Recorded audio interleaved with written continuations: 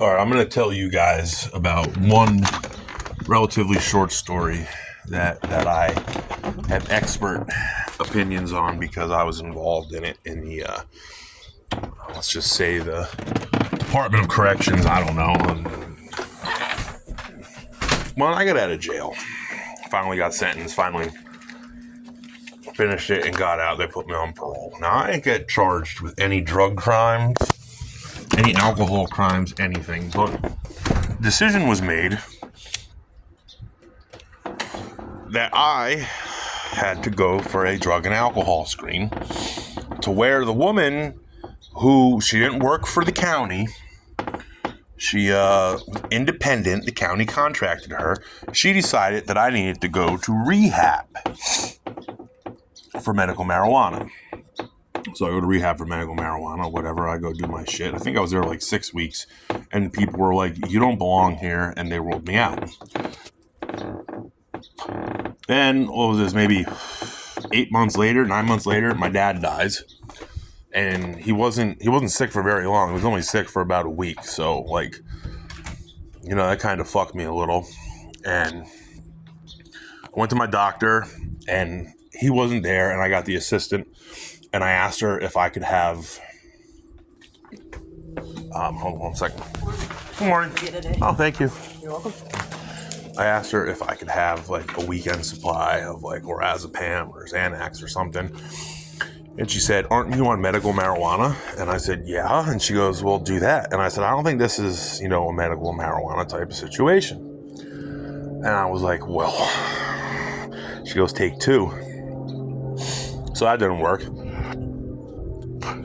And, I kind of didn't do anything. I just laid around. My dad got buried. And then, like 3 days later, some people called me up. They wanted to drag me out of the house. I go to the casino, and some other people were there. And someone was like, "Hey, you want to do a line?" I was like, "Fuck yeah." And I did a line. And then, of course, right after my dad, was buried, I got a drug test. Failed a drug test. I'm a parole officer. I give him credit. He's an okay guy, you wanted to know what the fuck was going on. I tell him, I said, "Look, it's not an excuse. You want me to report and send me back to jail for another year, whatever, But he didn't. He said I had to go back to rehab. So I go back to rehab, and I'm in intake. And the lady in intake is like, "Why are you here?" She's like, "You tried to go, get yourself help, but, you didn't get any help, and, you fucked up." Like, so then, whatever. I meet my individual therapist. Guy was cool. And then I had to go to group therapy. I go in person, and I get out of my truck, and I'm walking through the fucking parking lot, and I see this woman. I'm walking by her. She goes, "Are you Justin?" And I'm like, "Yeah, why?" And she said, "You need to take that hat off before you go into class. We don't get political in class." And I wanted to say to her, well, isn't it, a little more political for you to ask me to take my hat off than to just, fucking sit there and ignore it? But anyway, I didn't say shit because, like I said, I'm on parole. I don't want my parole officer up my ass. So I go sit in class, and then, I was the last one to get to talk, and she asked me what I like to do. And I said, I have a YouTube channel, and I like to go over conspiracy theories and talk about conspiracy theories. And she said to me, "Anybody who believes in conspiracy theories is stupid." And I said, "Yeah, I must be stupid. I mean, I'm the guy that took off my hat just because it offended your vulnerable sensibilities. Yeah, I must be fucking stupid."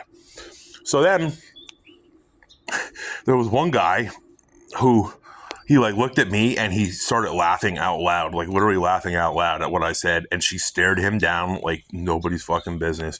And that was kind of it until the end. But then she opens the window, and I hear burp, burp, burp, burp, and her car starts up, and she starts talking about how much she loves her remote starter for at least 5 minutes. She's telling us how awesome it is. It defrosts her windows, and car's warm when she gets in, and all this bullshit. And I waited till she was done, and I said, "No, I don't really start my car up early." And I said, "I like to just, kind of wait till I need to go somewhere and then go start my car. And when the heat's on, I turn it up because I don't like to add any extra carbon into the atmosphere than I have to."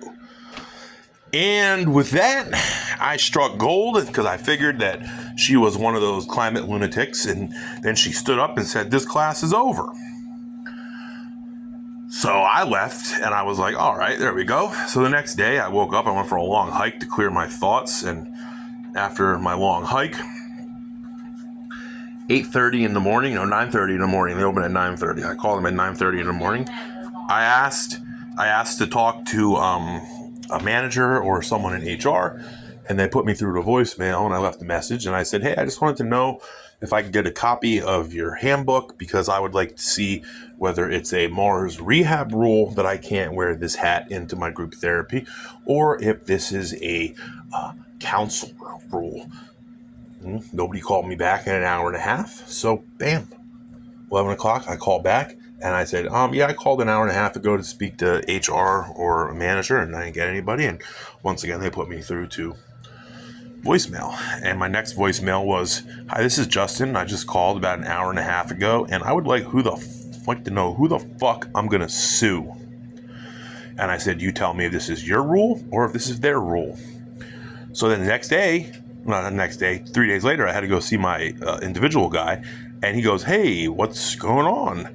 And I tell him what's going on. He's like, oh, this is fucking bullshit. And he goes, not that I want to add on insult to injury, but I'm leaving. I'm going to a private practice. The end of the years might be my last day. And I was like, oh, man. And he goes, but you know what? I'm going to get you the fuck out of here before, I leave because you don't belong here. He's signing me off next day. I was out. It's just, I know that my civil rights were violated. I know that my personal freedoms were violated. I think it's funny that a woman who claims to have beaten drugs and alcohol 25 years ago and can ignore heroin and crack and alcohol, but she can't ignore this. I mean, I probably could have sued. I probably could have got a lot of money, but then again, my parole officer might have thrown me in jail for making a stink. But, I mean, I guess I got something out of it. I don't have to go to fucking rehab anymore. But that's my story.